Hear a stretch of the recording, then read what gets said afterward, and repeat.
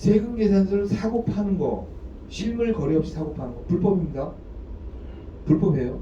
그거 분명히 처벌해야 된다? 맞습니다. 처벌 심하게 해야 됩니다. 자, 그렇다 하더라도 그 사람들이 처벌받는 과정은 적법한 절차에 의해서 조사받고 처벌받아야 된다는 거예요. 동의하시죠? 만약 그런 것이 생략돼가 처벌받았다면 이 사람들의 권리는 구제받아야죠.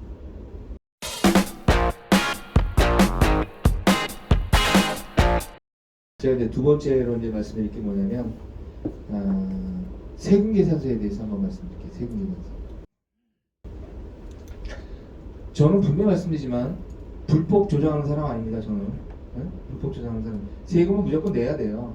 세금은 내는 게 맞고, 그런데 세금을 만약 못 낼 만한 그런 형편이 만약 있다고 한다면 그런 것도 뭐 어필해야 되고, 그 다음에 세금을 부과하는 그런 과정이 잘못됐다면 얼마든지 뭐 얘기해야 되겠죠. 자, 두 번째 얘기로 이제 세금에서 간단하게 말씀드린 건데, 제가 요즘 이제 이쪽 분야를 좀 이제 연구를 좀 하고 좀 검토를 하고 있는데, 이 부분도 굉장히 웃겨요. 무슨 얘기냐면, 자, 우리가 사업하다 보면 경비는 항상 보죠. 경비. 그럼 제일 좋은 경비를 처리하는 게 뭐냐? 생긴 사다 갖다 집어넣는 게 제일 좋죠. 네? 안 걸리면 제일 좋아요. 안 걸리면. 근데 문제 뭐냐? 꼭 걸려요. 꼭 걸려. 그럼 걸리면 어떻게 했냐? 자, 우리 조사는요. 세무조사는 일반 세무조사가 있고 법칙 세무조사가 있어요.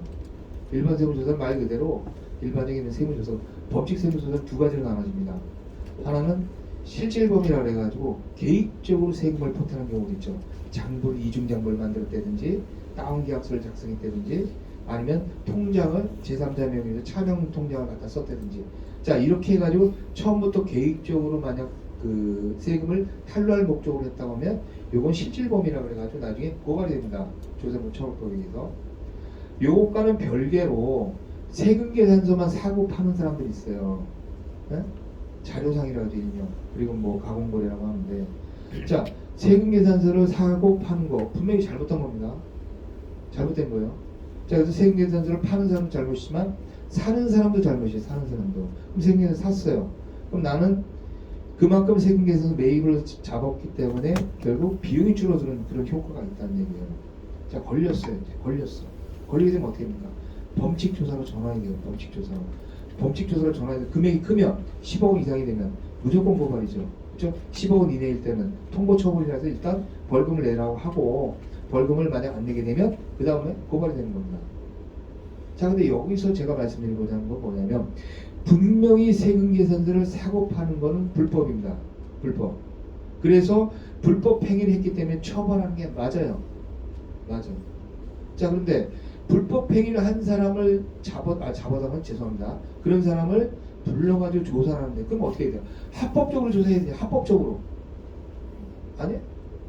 비록 이 사람이 불법은 저질렀지만 이 사람을 조사해서 고발할 거냐 말 거냐를 결정하는 건 합법적인 방법, 법에 나와 있는 대로 해야 될 거 아닙니까? 저게 맞죠? 그런데 제가 지금까지 쭉 봤더니 세금 계산서에서 조사한 경우들 거의 95% 이상이 불법적으로 조사를 했어요. 불법적으로. 범칙 조사와 관련된 겁니다. 범칙 조사. 그거 굉장히 중요한 거예요. 아니, 분명히 잘못을 했어요. 잘못을 했기 때문에 그 사람을 조사해서 잘못한 대가를 부여하는 거 맞아요. 나도 동의해.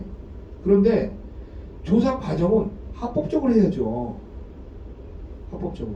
그런데 합법적으로 하지 않는 경우들이 너무 많더라. 이거 너무 많더라. 그래서 왜 이게 세무 공무원이 소위 엘리트라는 조사과 직원들이 왜 이렇게 할까 생각을 해보니까, 첫째는 뭐냐, 갑 중에 갑, 슈퍼갑이니까 내가 이렇게 해도 뭐 이 사람들이 뭘 알겠어? 내가 이렇게 한다고 뭐 알아? 이런 생각이 있고, 두 번째, 설마 이거 가지고서 누가 항의하겠어? 그냥 끝나겠지? 세 번째, 아유, 쟤네가 알아서 다 했으니까 우리 세무사한테 물어보니까 우리 세무사는 뭐 그렇게 하는 게 맞대. 그렇게 해서 그냥 흐지부지 하는 거예요. 어떤 분 얘기 들어보면, 이거 자료 사긴 샀는데 우리가 위장하고 가공하고 얘기했대. 가공은 전체 자체 거래 없이 그 매입자를 사는 경우를 가공이라고 하고, 실제로 거래했는데 거기서 조금 더 샀어. 그럼 뭐 위장이라는 말로 표현합니다. 자, 이분은 뭐냐?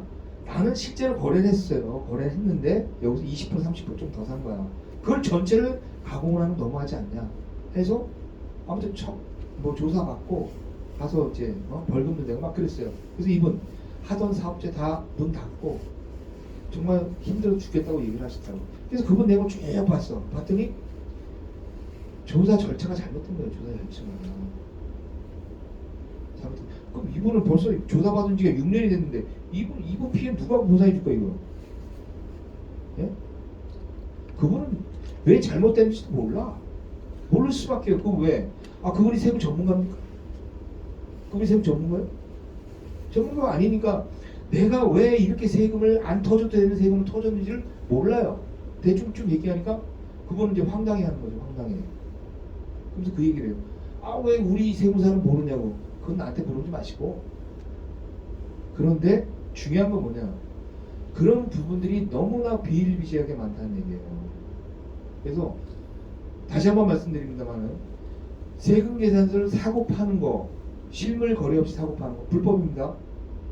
불법이에요. 그거 분명히 처벌해야 된다? 맞습니다. 처벌 심하게 해야 됩니다. 자, 그렇다 하더라도 그 사람들이 처벌받는 과정은 적법한 절차에 의해서 조사받고 처벌받아야 된다는 거예요. 동의하시죠? 만약 그런 것이 생략돼가 처벌받았다면 이 사람들의 권리는 구제받아야죠. 저는 그렇게 생각합니다. 여러분들 혹시 이 중에서 뭐 세금 계산서 내가 샀어. 뭐 저한테 뭐 얘기 안 하셔도 되니까 샀어. 샀는데 만약에 그런 경우가 있다면 여러분들 권리는 구제받을 수가 있어요. 그런데 그렇다고 세무공무원이 뭐 무조건 잘못했다 그런 뜻은 아닙니다. 그런 뜻은 아니고 간혹가다 그런 경우들이 많이 나오더라 이거죠. 그래서 그런 경우도 잘 찾아보면 자기 권리를 구제받을 수 있다.